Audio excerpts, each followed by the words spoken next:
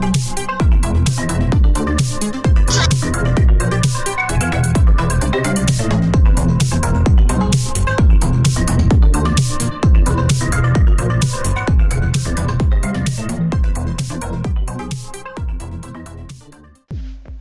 hey guys, welcome to TheCorner, where we talk about anime, manga, and everything in between. Today is a binge edition, second time around. I had to do a second binge to get the last flavor out of the last anime I had out of my mouth.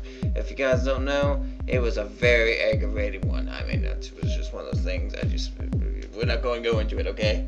Anyways, this binge watch edition is for Aesthetica of the Rogue Hero. We end up following our hero Akatsuki, and who ends up running from a whole bunch of women at the very beginning of at the very first episode, tearing off all their panties. This would be a great episode for Panty Man, but apparently Panty Man didn't want to come out today, so we're not going to bother him right now.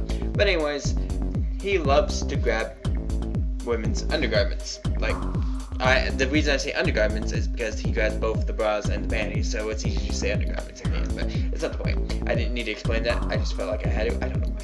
Anyways, he ends up doing that a lot just to set the women off guard, so he doesn't really have to fight them. As he makes it to the portal, the princess comes by and says something to him, asking him if he really is deciding to leave. Akatsuki, I got a name over here, this is why I keep looking over here, because I want to make sure I got this name down. Ends up telling her, I'm going back to the human world, I'm going to go and live there from now on. I already beat a Dark Lord, people are going to be on my butt about it, so I'm heading back. I'm going back home. Plus I got some unfinished business to do. If you need me, call me or something. And that's pretty much what ends up happening. A whole situation that brings him into the other world, which he ends up doing a little bit more than we thought, because he brings the Demon Lord's daughter with him to the human world. This was actually asked upon him by the Demon Lord himself, who placed her care in his hands. Our rogue hero ends up being her guardian at this point, and he reluctantly, I guess he actually just accepted it, because he can't take seeing a girl cry. So he's like, I'll save you, do what I need to do here. And he does it. He does what he needs to do. Anyways, as the anime proceeds, they end up going to a school and being contained into an area for magical beings. And apparently these, what had happened a long time ago is these universes ended up coming together and started going back and forth. So we get people from the human world and the other world, but normally the other world people stay in the fantasy world. So it's something about the fantasy world becoming something able to traverse to now, and you can only do it like once. Type of situation, go to the fantasy world, then come back, but you can never come back to the fantasy world after you go back to the human world. Type of situation. It's a weird thing. Anyways, so he gets Demon Lord's daughter into the school as well, making her as his sister. This becomes becomes something that in turns happens throughout the whole anime, where she's pretending to be his sister, and as time goes on, Miu ends up making friends, and things end up happening to create more conflict for what's actually going on, because she ends up going after Akatsuki. I'm just going to call him Suki. I'm going to say Suki. I'm just going to say Suki. So much easier to say Suki, guys. Anyways, so he ends up, she ends up backlashing on Suki, but Suki ends up gaining a harem. As we all know, this is probably a harem if I'm talking about it, because I apparently been watching mainly harems somehow, and I don't know how it's been happening. You guys, I wonder how this has been happening. Anyways, as time moves on, things start to become more difficult. Atsuki ends up challenging people, getting into trouble a lot more, but always staying in the right no matter what. He is a hero of his word, and he is a hero of heroes, what he pretty much portrays. And another hero comes back to get hold of Miyu and kill her. Pretty much what's ends up happening towards the end, and Suki ends up having to save her. And it was kind of back and forth type situation, while the girls that are falling for Suki end up going with him as well. And a guy. Yes, there's a guy in part of this harem, guys. There is a guy in this harem. So, which, by the way, we would normally call the last representative a loli, but she does not look like a loli whatsoever, because this is more of a mature drawing, which I'll get into here in a second. It turns out that this hero is less than a hero than I would have expected it to be, because it's supposed to be a paladin, but he does a lot of evil things, like things that you wouldn't think a paladin would ever do. That sexually molest Miyu and do a lot of other things that's part of perversion, which paladins pride themselves on divulging from themselves. But you know what? We're not going to go into what a paladin's supposed to do. You know, that's just fantasy right there. It could be their fantasy could be completely different, right? Right? Just not the same as ours. I feel it should be. I don't know. We're not. Yeah. Okay. Boobs and panties, right? Anyways, as we go on throughout this, we find out that he actually gains a pact with the dragon, and this becomes the biggest obstacle ever, as Suki has been poisoned by him beforehand and needs to now recover.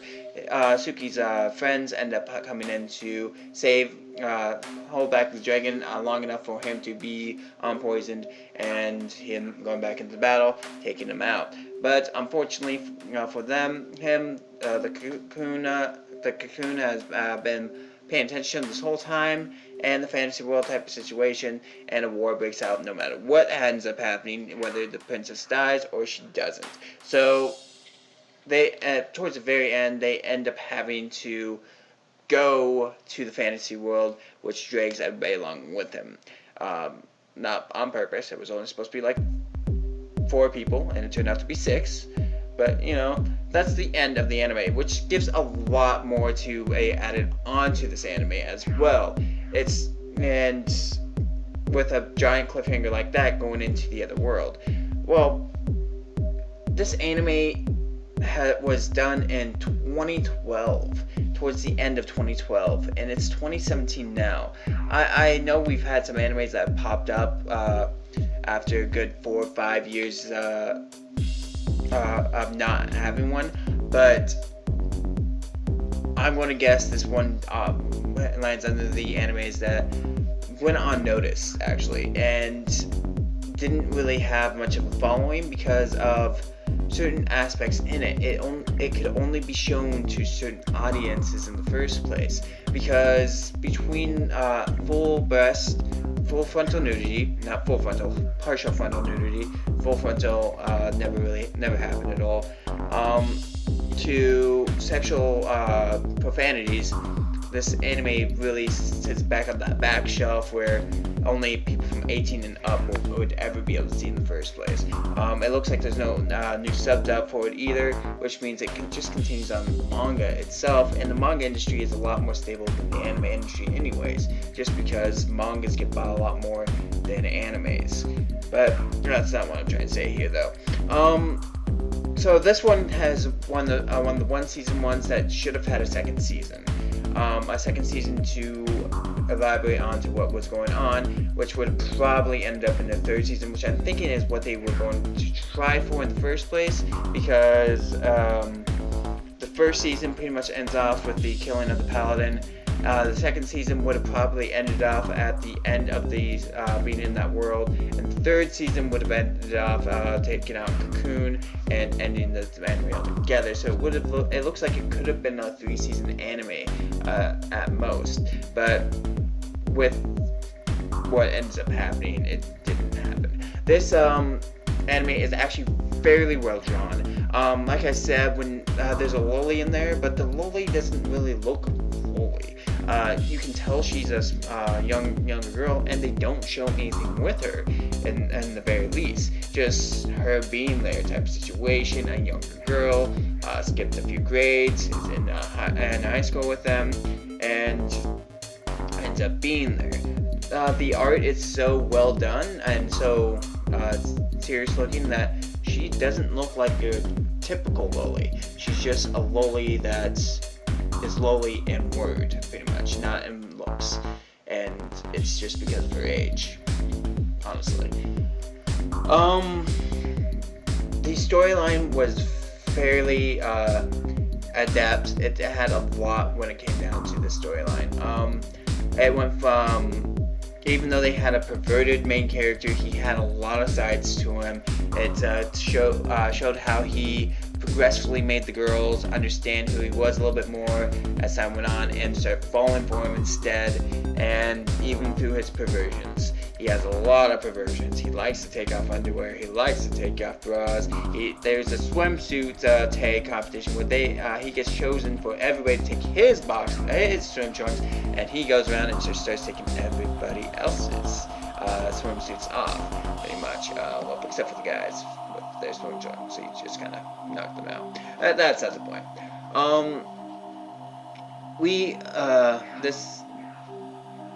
Like I said, this is a really good anime in the end, and I really did enjoy it. I do think it deserves a second season. Unfortunately, I don't see that happening, but that just means get to continue on the manga since it ended off so open-ended in this first season. It's one thing I hate when it comes down to not being able to get a second season. It's when they end the first season thinking that they will be able to make the second season.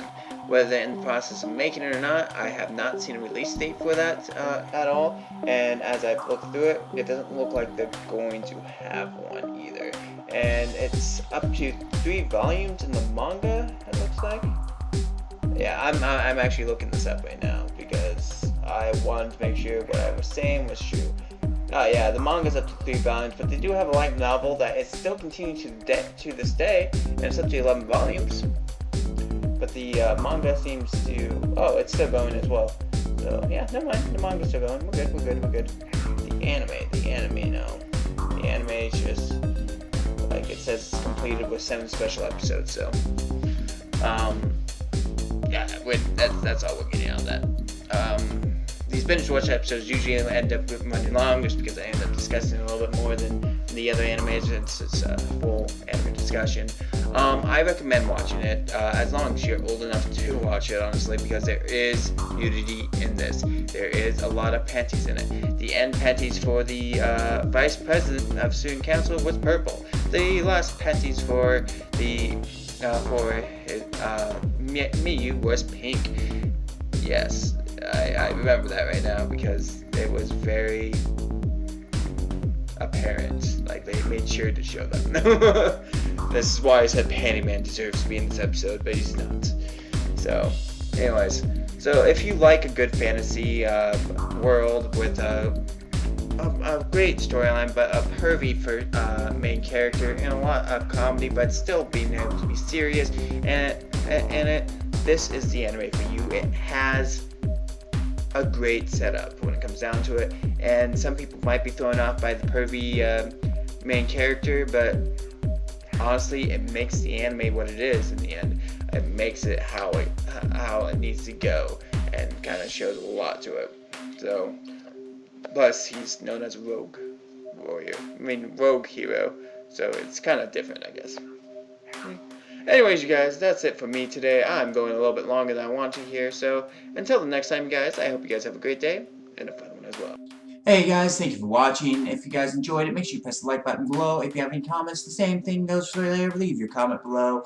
If you guys have not subscribed yet, make sure you guys press the subscribe button right over here, and my latest videos are right over here if you want to continue on my reviews.